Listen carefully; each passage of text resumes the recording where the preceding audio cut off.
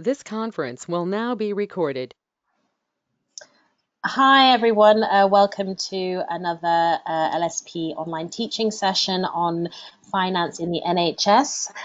We have today the privilege of having Fiona Moore and Richard Bailey, senior financial advisors who've worked for many years in the NHS, covering a range of finance commissioning and information roles, and have since set up Bailey and Moore, a financial consulting firm where they, for the past 16 years, have provided training, support, technical advice and mediation services. And after a chance meeting with one of our trainees, they've been willing to come back time and time again and demystify finance and commissioning issues in the NHS for us. So we're so lucky to have you both here again today with us. Just to remind everybody, we are recording this session. It will be up on the YouTube channel in the next week or so, hopefully. And I will put a feedback link in the chat box. Please, we'd welcome all feedback, and feel free to just put in comments and questions as we go. I'll try and keep track of all of them. We'll have a couple of breaks during the session to try and address some of those questions. So over to you both, Fiona and Richard. Thank you. Thanks a lot. Thanks for asking us. As Tesha said, we've had a variety of jobs in the NHS in the past, and over the last 16 years, we've worked with some very interesting people, interesting organisations, covering various aspects of support needed. Obviously, some of what we're talking about has been suspended during the period of dealing with COVID, but we'll try and give you an idea of what it might look like when we return, if possible. Sorry, which one? That one. Sorry, I'm not a techie person. I did do the space bar.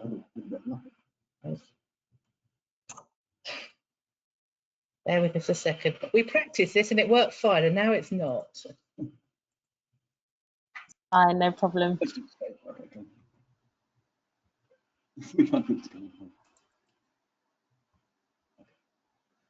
There we go. Excellent. So I'm hoping that you can all see the slides that we're showing. We will make these available if anyone wants them. We'll put them on our website. And Tesha, hopefully you can share these around. Yes, I will, absolutely. So we're going to cover sort of 5 basic aspects. Just a quick talk about NHS funding, where it comes from, sort of the levels of funding.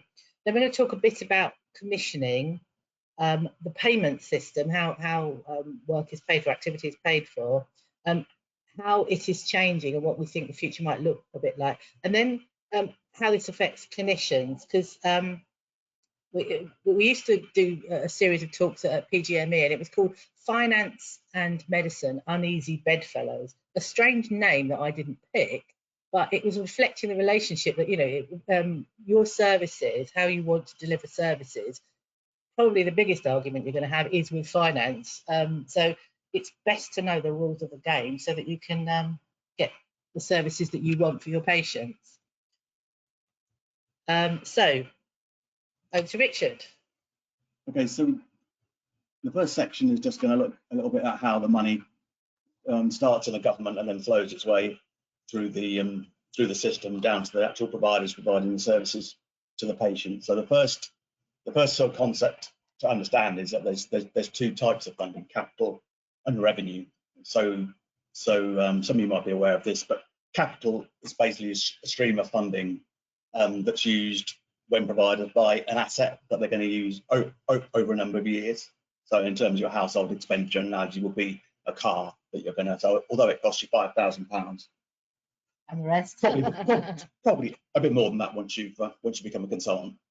50,000 for a nice Tesla or whatever, you're going to use it over a number of years. So it's a one-off payment for something that goes over a number of years. So there's a separate flow of funds in the NHS for that, and trusts fund that from their own cash flow from any surplus cash that they've got, and then they'll top that up by bidding for central capital, which the Department of Health holds. They can borrow from various sources, although that's less popular these days. They can go to charitable funds. You can get grants from various other bodies. So that's capital. And then revenue is all the day-to-day stuff. So if your capital expenditure is your car, the revenue is the petrol and the servicing and the MOT and all that stuff. So it's the day-to-day, year-to-year running costs, including little bits of capital like repairs and stuff. And obviously, within the NHS, the largest element of revenue is the staff cost. So the staff pay budget, obviously monthly, weekly, that goes out, and that's the main element of revenue cost. So you probably can't see this slide very well, so I won't attempt to go through it. This is the King's Fund version of how the money flows around the system from the Department of Health down. So if you go onto this is our version, which hopefully is a bit more readable. It's got the same numbers on it. So if I can attempt to explain how the money flows, we've had a sort of fairly complicated system in place since 2013. Before that, it was considerably simpler than this. But this is what we're currently dealt with. It's sort of changing, as we'll discuss as we go through the presentation. It is subtly changing as we go through, but legally and officially, this is the structure that still exists. So the Department of Health at the top has a budget of about 130 billion for the NHS.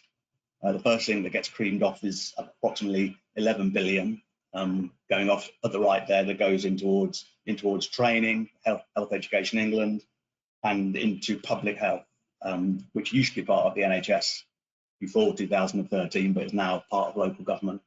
And so that funding gets passed down to local government and the directors of public health that work in the various different local authorities.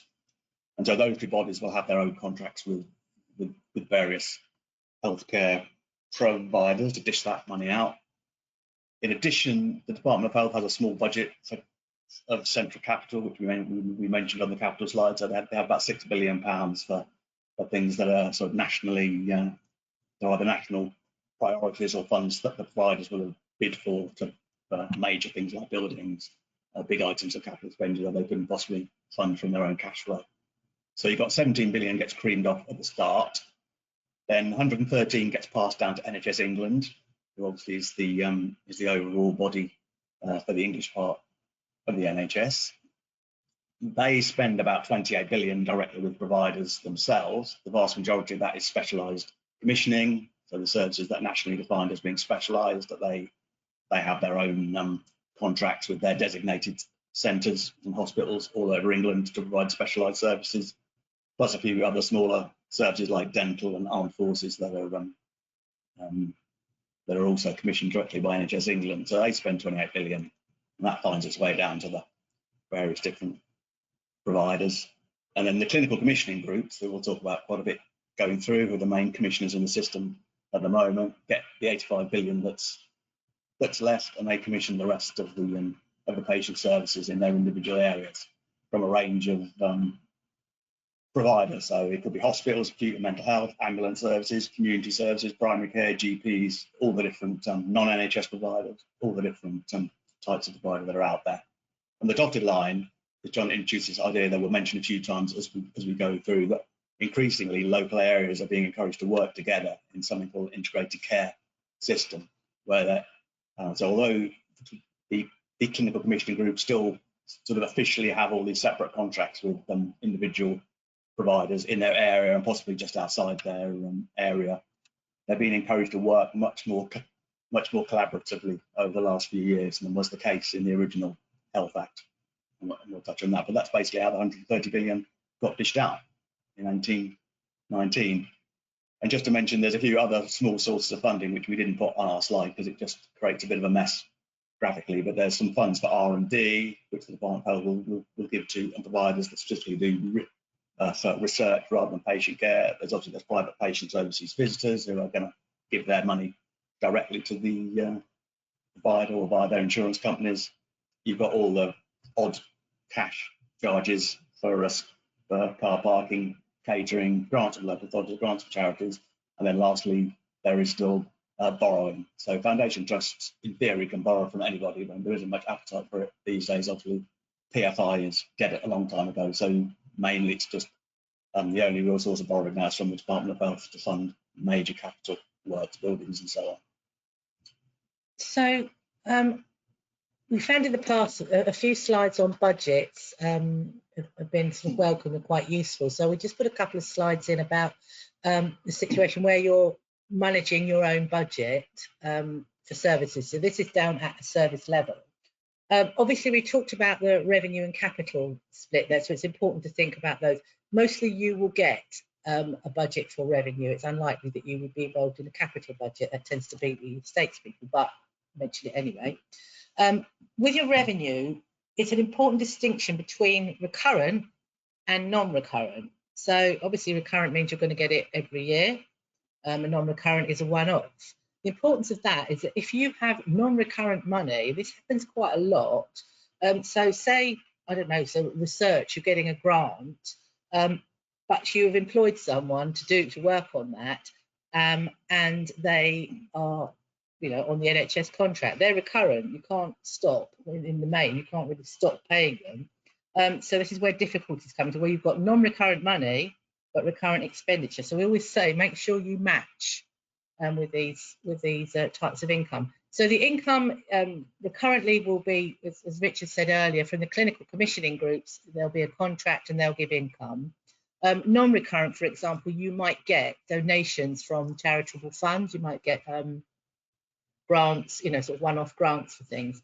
In terms of expenditure, as I mentioned before, paying staff, that's the biggest expenditure. By and large, with NHS accounts, it tends to be about 70% of the cost is staff costs, so quite a high thing. So expenditure non-recurrently would be, say, for example, a new bit of kit. So matching those becomes really important. So in-house, you've got a budget. It should tell you what you spent this year, for the year to date, compared to what the budget or the plan was. It will show you the financial effect of changes you make. So, for example, you want to change, you know, sort of skill mix, staffing, etc. Getting your financial forecasts right. So, if you have a budget statement, you'll have to look through what you spent to date, but you'll be asked to say what will it look like at the year end. So, sort of having a good idea on financial forecasting is good. In terms of sort of practical tips here, if you've got a budget, if you're responsible for a budget, you need a named finance contact. You need someone that you can talk to about that you can, you know, check things. If you're responsible for a budget and you don't get reports, you need to ask. You really need to sort of chase them down. And if you don't understand them, and you know, sometimes they are quite impenetrable, you need to ask louder, because if you're taking that responsibility, it's sort of, you know, it makes sense that you've got to really make sure you understand. And it's finance's job to make sure that you understand that, so with training, with support, etc. So that's just a few tips on budget. The other thing that again we talked to at the previous sessions that we've done, people wanted to know about how to make the case for change. So you want to make a change to the service. At the highest level, there's something called the 5-case model, which is way too much for the sort of like service level changes in the main, but it gives you 5 key questions that you need to think about, sort of like, why are we doing this? The strategic case for a change. Which option is the best value? How will you afford it? How will it be delivered? And who will make sure it's delivered? If you want to look into more of that, we put some links on it. I mean, by and large, you know, it will be service level changes, but quite often what we find is people who get put through changes to their services, it's not always the ones who've got the best ideas, it's the ones who can put the case together and be most persuasive. So it's something that, you know, is helpful to understand. So that's the basics of NHS finance. So now we're going to talk a bit more about the actual commissioning process that is in place at the moment. And to you. Right, so this section and the one that follows it on the payment system is essentially going to explain the sort of rules of the game that are currently officially in place and have been since 2013. As we mentioned earlier, firstly, they've been temporarily suspended as from 1st of April and are still suspended because of the COVID pandemic. And secondly, sort of even before all that happened, there were some sort of subtle policy changes that were being introduced. I think most people outside the government would say they're essentially rewriting these rules that have been in place since 2013, but in such a way that they don't have to put any new legislation to it. So essentially, essentially they're creating loopholes and backdoors to sort of change the way this whole process works. And so we'll touch on that. But firstly, yeah, if we cover firstly the way officially and legally it still works. So this is another King's Fund slide that we'll just leave there for you to read. It's got a bit of text and it explains what the current situation is. So this is how we see the current situation, if I can explain it. So in 2013, with the Health Act that came in under the coalition government, the NHS was split into two camps, and this has been tried a few times over the years. So there was the camp on the left, where the head regulator is NHS England, and that consists of the CCGs, of the clinical commission groups, and they do commissioning. On the right-hand side, you've got a body called NHS Improvement, and they look after the NHS trusts and the primary care providers, and sort of deal with this sort of provision of services side. And the theory was that those two sides needed to be separated, and that through the mechanism of contracts, they would work out what they all needed to do. And so what's actually happened over the last few years, although all these organisations still exist in name, we're actually have been going back and are going back to a much more traditional structure like the one we had before 2013, where basically you've just got one head regulator. So NHS England and NHS Improvement have effectively merged. They haven't legally merged because they can't, but they've effectively merged and they're working together as one. The NHS head office, management executive. They've been called various things over the years. Underneath them, there's 7 regions. So England is split into 7 regions. Again, officially, NHS England and NHS Improvement regions are completely separate. In practice, they've got shared directors. They sit in the same office. They are one body, literally. And then within each region, you've then got a number of these integrated care systems, or sustainability and transformation partnerships, STPs, and they cover sort of smaller areas within the region. So typically a number of counties if you're out in the sticks, or a number of boroughs if you're within London. So London is split into five different integrated care systems, each coterminous with a number of boroughs. And within each integrated care system, you've still officially got your clinical commissioning groups in there, but they've been told to have one, merge into one per integrated care system. So effectively, they're becoming one and the same thing. Local government is also a party to the integrated care system with mixed amounts of success, I think it's fair to say. And then all the different providers are also within this integrated care system camp. And you've sort of got the Care Quality Commission kind of dangling at the side, still doing the inspections and stuff sort of outside of this main system. So the commissioners, they are the CCGs and then NHS England and local authorities officially, but really it's all being done through this mechanism of an integrated care system. So effectively, really now it's sort of the steering group of the integrated care system will effectively be the commissioner for each of the areas. So the role of a commissioner is essentially to look across the local population, provide, plan and fund the health service, listen to what the patients say and the carers, and then get down to the nuts and bolts of actually commissioning the health services that their strategy says the populations need. So I think the question is, why don't we merge it into one integrated care system so that the providers who actually know on the ground what is needed, it's more merged? And the answer is basically it's legislation that while CCGs are legal bodies and have statutory obligations, it's very hard to we're sort of pretending they don't have to exist, but actually, it is the last vestiges of the Lansley reforms, which we're sort of desperately trying to pretend aren't there anymore. But it's a bit of a fiddle and a fix. But that's the way we're going to move. The CCGs will be turned into these integrated care systems, and the idea being that the provider side, so the people who actually understand it, will have more control and be better able to, as they say, CCGs do, influence and develop the shape of services. So that's sort of what's going on at the moment. It is a bit of a fiddle and a fix, and and obviously the situation with COVID and the suspension has put a bit of a halt onto that.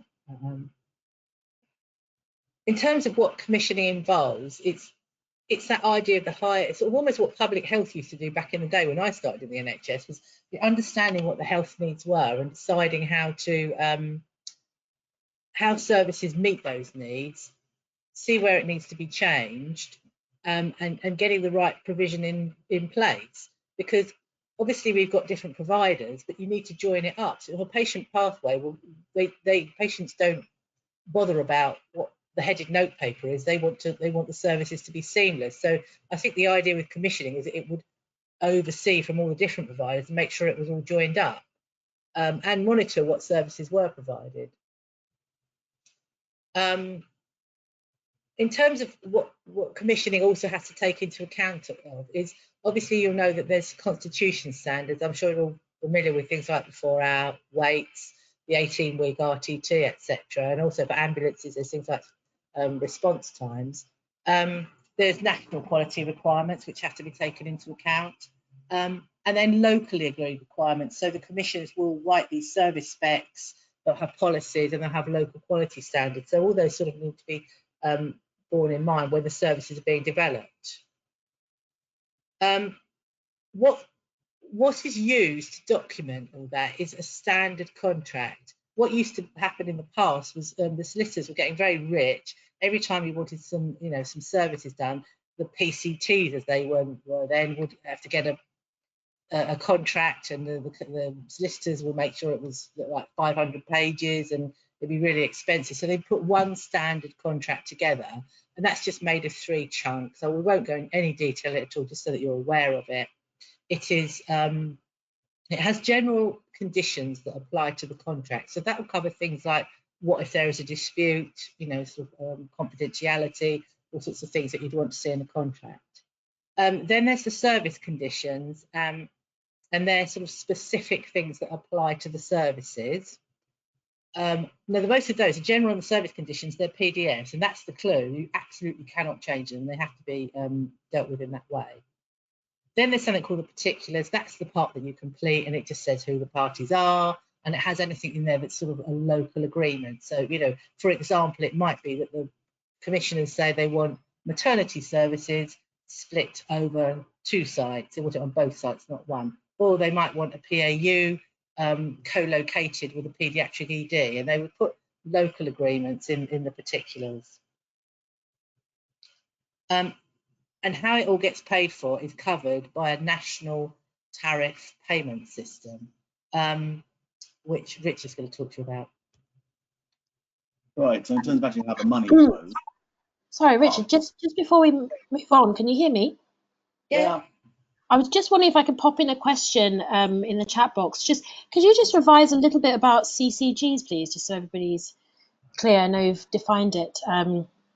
I've just asked, is a CCG what people are talking about when people say ag? Definitely not a stupid question. I just wondered if you could just go back to the CCGs and where they've come from and how they've evolved, just as a body, a set of bodies, please. I've never heard it called a CAG, but it wouldn't surprise me. Oh no, Clinical Advisory Groups, that could be the specified. So the CCGs, it was when it was first set up, as over the Lansley reforms, the idea was that you would have people locally commissioning. They would understand what is needed locally. They'd look at, sort of how the services might best be delivered, and they would be experts in the service, but at quite a small level. So I vividly remember I was away, and it was a debate about how many CCGs would happen for London. And we thought it would be 5, maybe 7, and it came up as 31.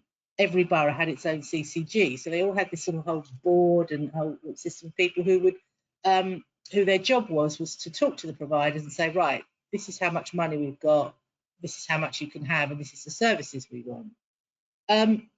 The idea behind it, I think, was to get sort of general practice more involved in the commissioning decision. I don't think that worked out quite as planned. Basically, what it did was, I think it's generally accepted to be quite a bureaucratic and at too small a scale. So, for example, I think King's, how many CCGs technically? I think it's 65. Like 50 or 60 or something. They've got 50 or 60 CCGs that they have to deal with, each with potentially their own wish list of things, and it's just cumbersome. And what it doesn't do is allow the providers who are actually providing the service and seeing the patients to have that much input into it. It makes for a very adversarial system, an us and them system. So the idea of the sort of the blue box, if you see the darker blue box, the SPPs or the integrated care systems, is gluing all these CCGs together, these commissioners together, and the provider, so that everybody works together to look at the whole pathway. So, you know, from GP to all the way through to sort of tertiary services, specialist services, so that it is one glued together sort of seamless approach. And the CCGs are supposed to enable that and listen to providers' intelligence on services, also including obviously local government as far as possible. But breaking down the CCGs into gluing them back together. I mean, London's going to have 5, isn't it? Which is what they should have had in the first place, the ITSs. So that's a bit. The difficulty. Commissioning used to include public health. You see, before it was, they were sort of dispatched to local authorities. Public health would be in it. So on the commissioning side, you would have people with a clinical background, and obviously they're talking to providers with their clinical backgrounds, and it was sort of quite a balanced way of looking at things. With sending public health off to the basement at local authorities in some places, it's been much more difficult, and it's become more bureaucratic, and finance have tended to dominate it. I mean, you know, I'm embarrassed to say. Does that help with commissioning? Yes, very much so. Thank you. It's what you basically got is all these different CCGs have their individual contracts for all different providers, although there is some rationalisation of the documentation, but essentially they all have their own individual NHS Standard Contracts for all the providers, and it's just become a bit of a bureaucratic nightmare, and they're trying to simplify it back to a more rational system now. So we've had another question, haven't we, about what was the point? I did try and explain, but I think it's not something we particularly ever thought was a good idea. So we're probably not the best people to ask, because this has been tried a bit over the years. I mean, the idea was really back in 10 years ago, whatever, was that all the provider side of the NHS, so the hospitals and the mental health services and the community services, they would all kind of be these kind of free floating sort of semi-trading organisations with income and expenditure with their individual contracts. And so the idea was you'd have a sort of regulator for them who would just kind of make sure they're sticking to the rules of the game, but they would sort of be free to kind of do whatever they felt was kind of right. If they want to have a new service, they just kind of put it out there, open the service, and then say to the CCGs, come and buy our new service. And it was all going to be free. So they were going to be hived off into a sort of separate world under Lanza's reforms, which were called liberating the NHS, and that's sort of what it was all about. And as before, when this has been tried, it just doesn't really work, because the NHS is sort of one system with one pot of money, and actually tends to work much more effectively when people are working together, really when everyone's working in their separate organisations and having this sort of quasi-market relationship with each other, kind of bidding for contracts and taking work off each other, and it sort of sounds good, but it very rarely works. It doesn't sound good. I think in the powers that be's head, it seemed like a good idea to have NHS organisations competing against each other. So where I live in South London, you know, I can go north, east, south, west and have the same journey to a DGH of my choosing. Why should they be competing for my business, if you want to call it that? That was sort of the idea behind it. And I think NHS Improvement was like the big guns for providers, and NHS England was the big guns for commissioners. And what we also act as mediators and arbitrators. And a lot of work that we've done in the past has been where NHS England has said, no, don't you back down. And NHS Improvement said, no, don't you back down. And you end up with this sort of, you know, clashing of ideas or, you know, contract clauses. I think NHS Improvement was to look after provider sort of interests in the same way as NHS England was looking after commissioners' interests, which, as I'm saying, it doesn't sound like a good idea, but yeah. I mean, NHS improvement would sort of be sort of like we've got Ofgem and Oftel and all. It was intended to be sort of, I guess, an overarching regulatory body that wouldn't really get involved. It would just sort of, collect spreadsheets and the providers and monitor them. But of course, it doesn't really work out like that when you're reducing providers' funding in real terms every year.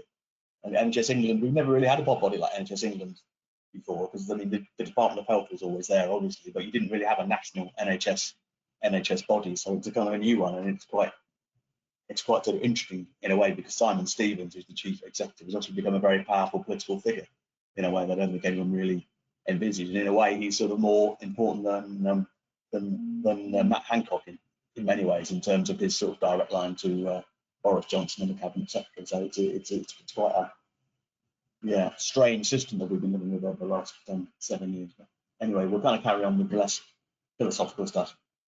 So this is really money. So under the NHS Standard Contract, as I said, this is how the system officially works, rather than in practice, as we'll try and show. So since 2005, so actually going right back to the days of Tony Blair and Alan Milburn, those of you that are old enough to remember. They are. They introduced this idea of a national tariff into the NHS, so that every NHS provider, for the services that it covers, every NHS provider will get paid the same amount of money for the work that it does. And it's all going to be transparent, so everyone could kind of see who was more efficient, who was less efficient. Everyone could see how the money flowed. It would kind of follow the patient. And this, over time, has expanded over pretty much the vast majority of the income that acute trusts would receive. So leaving aside a few obits of specialised and drugs and stuff, but the vast majority, particularly in the more standard district general hospital type trusts, the vast majority of the income they get will come through the national tariff. It's never really got off the ground outside acute. So mental health, community and ambulance, there's been various attempts over the last 15 years to apply the philosophy. So they're still very much on locally negotiated money. So there's no national tariff or very small elements. If you think about what it was like before, I mean, I worked in Croydon, and if our mums went to Mayday for a normal delivery, that was about between £500 and £700. If they went to Chelsea and Westminster, it was £2,400. With a limited pot of money, you can sort of understand why we had a policy. You had to deliver at Mayday unless, not called Mayday now, but you had to deliver locally unless you had a jolly good reason. Because the difference between, so it was about getting as much service for your money as you could. The national tariff opened that wide up, so it meant that, price was not a factor in saying where people would go and have their treatment. And choice, of course, came in as well. But you had to have a tariff for that to be in play, because of as I described, it's so much more expensive in one place than another. But as Richard said, acute, you're desperately trying to code things to get the money because you've got this sort of national tariff. It never really got off the ground with the outside of acute services. So there's basically 4 parts to the national tariff policy. There's the price list, so standard national prices, they apply at least at the basic level the same to all providers. There are all sorts of top-ups that get added, but the basic price is the same. The way you record the activity is the same, so everyone records it the same way. Obviously, not much fun having a national price list of people recording things in different ways. The contract, so going back, this is really the link to the NHS Standard Contract that we've heard before. There's a contract using payment by volume, by which I mean as a hospital does and records more and more activity on patients, it gets paid more and more money. So it's transparent in that sense. And then this concept of case mix adjusted payments, which means that so it's not literally one price for an outpatient. So whatever the outpatient is, it's £2,000 each, or even if it's a general surgery inpatient, it's £2,000 each. There's quite a long, detailed price list that breaks all the different types of activity down as individual prices for each one. So that's been in place. What is interesting, just note at the bottom, they haven't actually published a tariff yet for the current financial year that they're supposed to do, and we'll touch on that, later. So the link there is to the consultation. So on this slide and the next one, I've got a couple of examples. I don't know how well this will work. When we've got people face to face, we do a little sort of hands-on coding exercise about how much could you earn by doing this or that, but it won't really work on Zoom. So I've just got a couple of examples that I picked out at random. So to start with, the national tariff that's currently in force, well, in theory, it will be in force at some point this year for inpatient admissions. This is just sort of 10 lines that I picked out at random. And so for inpatients, the activity is split into these things called HRGs, healthcare resource groups. So all the inpatient activity is broken down into these settings. So in total, there's about 2,800 of these in the list for this year, of which about 2,300 are in this inpatient national tariff. So I've just given you 10 rows. And so what you can see, for example, if you've got a patient that's been admitted with a TIA, you can, assuming there's no elective admissions for TIA in the first column, I don't know why they even bother with publishing a price for that, but in the orange column you can then see there's 4 different prices. So if a patient has been admitted with their primary diagnosis is TIA, there's 4 different prices, and that simply depends on what other conditions have been recorded for them. You see that concept of a CC score basically says, in addition to TIA, what are all the other underlying conditions that might be wrong with that patient? So they might have hypertension, they might have diabetes, they might have cardiovascular disease, so on and so forth. And so a TIA, you've got a choice of 4 different prices according to how sick the patient is, and the same thing works for a patient who's been admitted for stroke. Again, I don't really understand why they publish an elective price for stroke. I can't imagine. I'm sure there is some strange combination of circumstances in which you could have an elective admission for stroke, but obviously there will be emergencies. I think the thing to look at with this, if you look at stroke, at the top end of it, the richest case mix, 12,978 for an emergency stroke with lots and lots of comorbidities and complications, down to 2,000 for someone who didn't get that higher score, so a less acute situation. This possibly will explain why coding becomes so, you're probably all pushed quite hard on coding, because if you don't capture those comorbidities, then it's a difference between £2,000 for the provider or nearly £13,000. So that's sort of part of the why you will get some, how can I put it, you'll be pushed quite hard to get your coding right. I'm sure you've all experienced that. And just a couple of other examples for the other 2 main areas of the national tariff. So the top one is for outpatient clinics. So they don't really use HRGs there. So the main way the price is set out is by treatment function, as they call it, which is like the subspecialties, and there's a different price according to whether it's a first outpatient or follow-up outpatient, and whether it's a single professional or multi-professional. So that's just to give an example of those prices. And then below that is the tariff for emergency department attendance or A&E, whichever one you like to call it. Again, there's just 12 different prices for people that attend. One of the things to look at in terms of outpatients is that they're trying to finance is trying to drive behaviour. That the first attendance you get a lot more money for.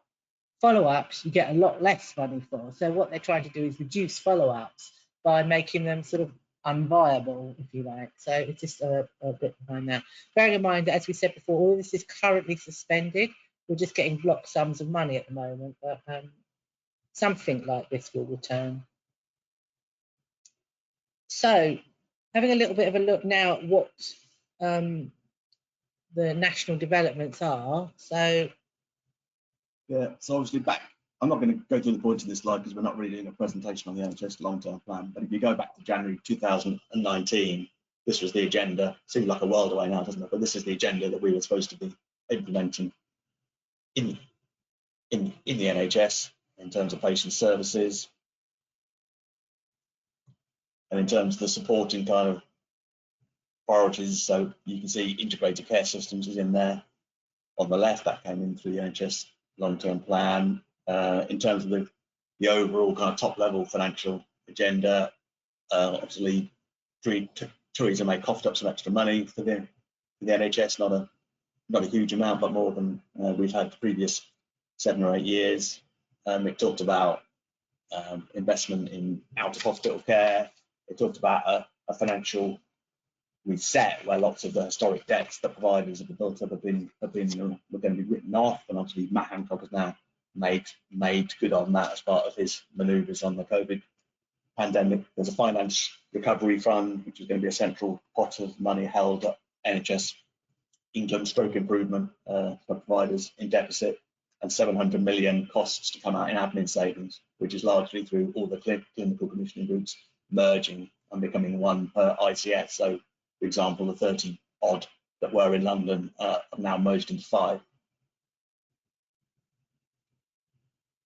In terms of the national tariff, specifically, what was mentioned is this concept of contract by volume. So every extra bit of activity you do, you get more money. That's now gradually being phased out in different areas into something that's a bit less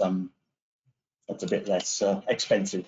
So it's really about blended payments. So it's now a fixed payment that doesn't vary with activity, plus some variable elements that you can earn. So we've gone back to a more sort of fixed payment, and that's gradually being introduced into different parts of the service.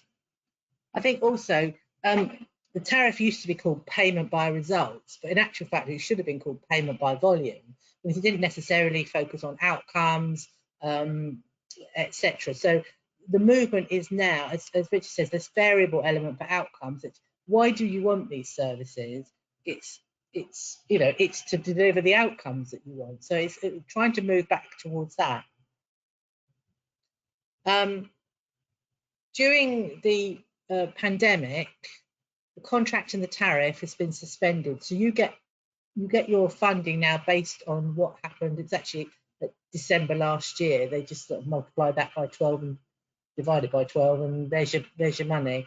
So, and then you have to bid for additional costs that purely relate to COVID. So it's gone back to block contracts. No investments, no service developments unless they're COVID related. So it's sort of putting the rest of the system on a bit of a hold.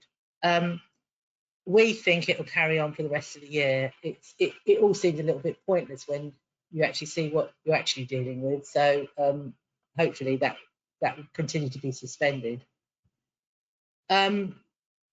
What the challenges for finance? All the plans are history. We don't know, if you think what's going to happen with all the elective work, who knows what's going to happen? What's going to be the cost base? What is needed? Obviously, the continuing costs of the COVID response, surge capacity, potential for further peaks, the need to separate COVID patients from others, and actually what's going to happen to the world after this is dealt with. What's lurking, so all the things that you know about in terms of planning for finance. It's sort of we don't know what we don't know, and the ICSs have been tasked with trying to work out that and how much it will cost, and we don't know what the new normal looks like. Yeah, I thought Nigel Edwards put it quite well yesterday. He said we're going to have a system that's going to be based on middle income levels of service with high income levels of expectation. I mean, there's just so much additional cost now being built into the NHS, completely unfunded. It's very difficult to know what the master plan is now, really, from the government, and we probably won't know for quite a few more months, years. It is a wonderful opportunity to simplify the payment system. It stopped becoming about outcomes and patients and what have you. And there was a toing and froing about arguing about coding and things like that. And it's great to be able to ditch, if we can ditch some of these complications that just add nothing. I think it's a chance to look again at what behaviour we want to incentivise. So focusing on outcomes rather than So and a good example of that would be, say, if you had a one-stop shop clinic for a trust, that's not economically, from in terms of getting income, that was never a good idea. It's better to bring a patient back in 3 times and get 3 ka-ching moments. So, you know, we want to try and incentivize things that work well for the providers of the service and the patients themselves. How can we retain some of the things that you know, that got put in place as part of the COVID response? So the phone, you know, the telemedicine aspects is a good opportunity for finance to sort of try and promote those things. And you know, whether the primary care networks, that sort of setup can stop people going back to A&E, because, as you know, that sort of dropped off a cliff and starting to move back up again. And as I said before, moving towards, we actually want outcomes rather than paying for volume. It's, you know, it's a really good opportunity to sort of try and reset how the services are delivered and paid for. So probably the bit that you're most interested in, how we think that all this affects clinicians. Fiona, actually, I just have a question from Nandini just before we move on to this section. She's just asking, can you possibly explain block contracts? That fixed payment, how does the amount, how is the amount decided in block contracts? No, it's fine. So basically, what we talked about before with the standard contract and the national tariff, how it was working was, if you had a clinic and you saw 25 people, you'd get 25 what we call ka-ching moments. You get 25 payments. And if the plan was that you do 20, then you'd be arguing with your commissioners about the extra 5 that you did. And they're like, why was there 5 more, you know, and stuff like that. And if you only did 15, you'd be saying, but we can't afford to run this clinic because only 15 people came and it's based on getting 20 in it. So it all becomes about counting the numbers, you know, so ticking off the numbers at a standard, at a national price. When you have a block contract, you say, we think you're going to do 20 at the clinic, 3 clinics a week. You get that sum no matter what. If you do 15, you get the money for 20. If you do 25, you get the money for 20. So what you're on at the moment is a block contract. So what you got paid in the month of December 2019, you get that every month now. So it's regardless of what you do. So obviously the elective work you're doing is much reduced, but you're paying as if, you're getting paid as if you are delivering that work. So a block contract is, I'm not a massive fan, but they're necessary even at the moment, is I call them money for stuff contracts. It doesn't matter what you do, you just get an amount of money. And then what trusts are doing, so they get this block sum of money, just a bun, and then on top of that they say, oh, and also we need money for the COVID response, and it's this much. And that's how you're being funded at the moment, whereas in the past, you know, so prior to the suspension of it, you would have been paid mostly on the activity that you did. There's various, as Richard says, how long have you got block contracts? You could do a day on them, but they tend to be, or you've got at the moment, it's a pure block contract. You get X million pounds and that's it. If you go sort of outside the acute sector, you get some really poor block contracts where nobody actually even knows what the money's for, really. They just take what was given last year, add a percentage on for this, knock off a percentage for that, a few other pluses and minuses, and actually no one's got the faintest idea. In response to the question what the actual services are that could have been provided in that block contract, because everyone's just too lazy or got other things to do to actually kind of work out what actually the money's providing, and they just roll over the same year on year and just carry on having the same arguments. So that's the thing with block contracts, is they don't encourage you to understand whether your services are financially efficient. And we do have to have some, you know, it's public money, we have to be accountable. We do have to still have some basic understanding on that, not least because if you are inefficient in a way, and it would be cheaper to get somewhere else, like my maternity situation, you do have to try and get as much for the money that is available as possible. So sort of how, does that explain block contracts a bit? They're a so-and-so, they're just basically what we call money for staff. You just get money because you haven't got time at the moment to worry about recording and coding and things like that. You're a bit busy. Yeah, No, that explains it nicely. Thank you. excellent. So in terms of for clinicians, understanding your service will be quite important to you. So in the contract, quite often there'll be something called a service specification.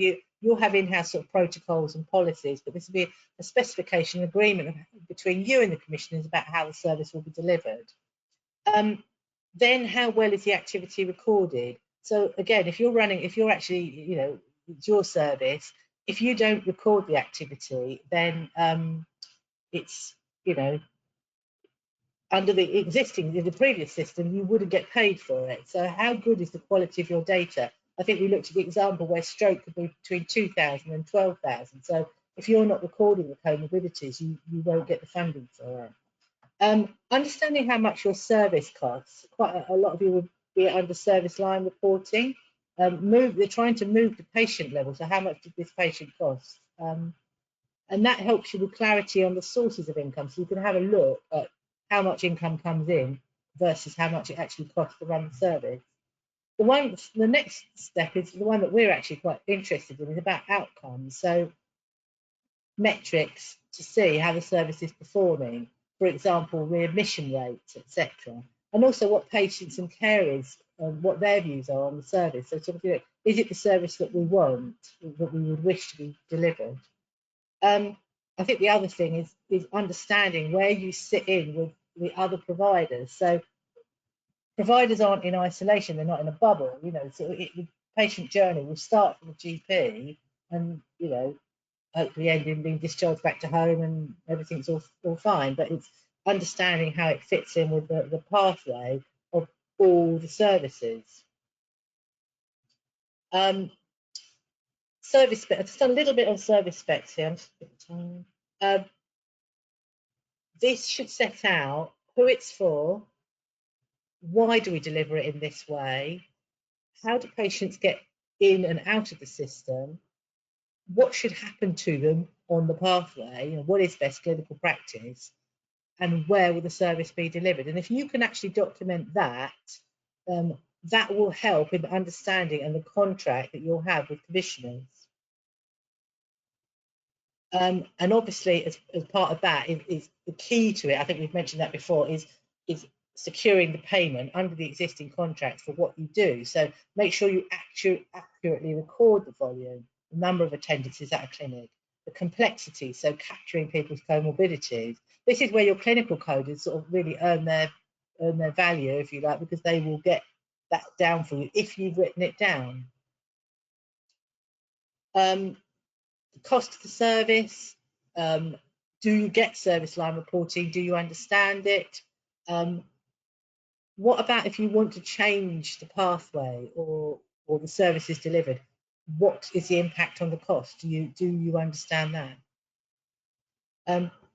We've put this in. I can't imagine that you could see it properly, but this is something that we use with clinicians to explain how the costs linked to the income. It's sort of an income and expenditure account. We'll leave that to you to look at if you want to. It splits the costs into the different types. So we found that quite useful.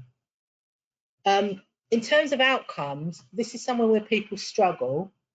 If you were going to choose a school, would you pick school A, school B, or school C?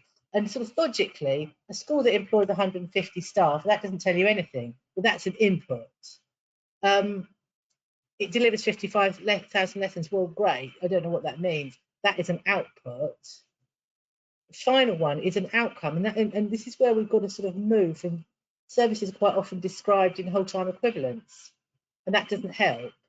So we're trying to do work with clients to set out outcomes, and I think that's something sort of thinking about if you're actually specifying your service. What are the outcomes? We've got another one here, sort of choosing a hospital. The number of staff employed and the number of A&E attendances doesn't tell you anything, but the lowest 10% nationally for emergency readmissions tells you something. Smoking cessation is an interesting one because actually quite often the specifications will be, we want 3 whole-time equivalent smoking cessation advisors. Again, that is just an input. What you want is to reduce the mortality rate for respiratory and cardiovascular. That's the outcome you want. I've whizzed through the last ones a bit. I'm conscious of that because I wanted to leave a bit of time for if there were any more questions or anything that you would like us to talk about that we haven't covered. Thank you so much. That's been extremely helpful and broken down a lot of different concepts and concerns and issues for us. There aren't any questions just at the moment. I wondered if I could pop in a couple of my own, and you've actually half answered one already. I was thinking about the 5-case model. So if clinicians were getting involved in developing business cases, and you've emphasized the need to work closely with the finance department or financial teams within your trust, and to accurately document your activity and develop meaningful outcomes. And you've put some examples there. I was just going to ask you to elaborate more on examples that you've seen. Yeah, so the 5-case model is really originally designed for really big business cases like buildings and huge bits of kit, PET scanners and whatever. But I actually think that the kind of philosophy that it encapsulates, you can apply to any business decision if you kind of just look at those five questions. If you basically you think you've got a case for change or a case for spending some more money on a thing, if you can answer these 5 questions, then if you need to work with them finance, they should be the 5 questions that finance or the trust board or whoever it may be in the management team. They're the 5 questions they should really need answering. And so the best short description that I've seen of this is in that bottom link there, at the bottom on the plain English guide, which is still on the government website somewhere. I can't actually remember who wrote it originally, but it's 9 pages, which is pretty good for a bit of government guidance. And if you can answer those 5 questions, even if you can do it on 2 sides of A4, even better. If it's a small investment or small change, you only need a small business case. So if you can answer those kind of 5 questions, it really encapsulates what's the point of us doing this. Have we thought through all the different options, how we could do this, and thought about what provides the best value for money, because you're spending the taxpayers' money. How we can actually afford the thing when we worked out how much it costs, what sort of contract we need to have in place, if any, to get the thing in place, and then lastly, whose head is on the block, as Fiona would say, in terms of making sure the thing actually happens. We're doing one at the moment. We're actually doing support on a paediatric hotline. So the idea being that access between certain hours for GPs and other professionals in the community to just be able to ring and say, right, we've got this child here, blah blah blah. I'm sure a lot of places have those. It isn't in place in this particular trust, but it's trying to make a case for why that is a good idea. And everyone thinks it's a good idea, but putting it down in writing, as Richard says, a couple of sides of A4 answering those questions, and you've got more chance of getting your changes in place. Right. Thank you.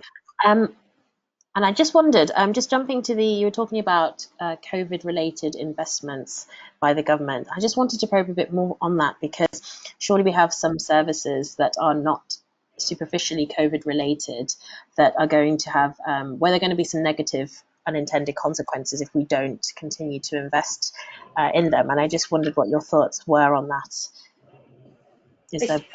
It's difficult because I think there seems to be not quite a blank check for anything to do with COVID. Being perfectly honest, if I was in finance and a provider arm, I would max up what I could claim for COVID, and then you've got this block contract and just use it in the best way to make sure that the services, the wheels were kept on all the other services. So for example, the unintended consequences, services that are slipping off the radar, for example, making sure that they were kept going. But I think in this, it's not been so much about the money, because it's been like, if you need it, you should have it. Okay. It's workforce issues. But I think there's all sorts of things that people have put in, like, for example, halos to get ambulances turned around really quickly in the A&E departments, all of which are COVID response, which we hope will be carried on after this. Indeed. Very true. So I don't have any more questions. I can't see any more in the chat box. So I think it's probably best to end the session there. Thank you again so much. We really appreciate you coming and just giving us your thoughts on all of Thank you this. for listening to us. If anyone has any questions, about this or anything that you think that we might be able to answer, we've got the slide there. It's got our email on, so please do. We'd love to hear from you. But thanks for listening. Thank you. And I've popped just the feedback, the link for giving some feedback into the chat box. I'll leave this up for a little while for anybody who wants to log on there. We'd love to hear from you. All right. Thank you so much.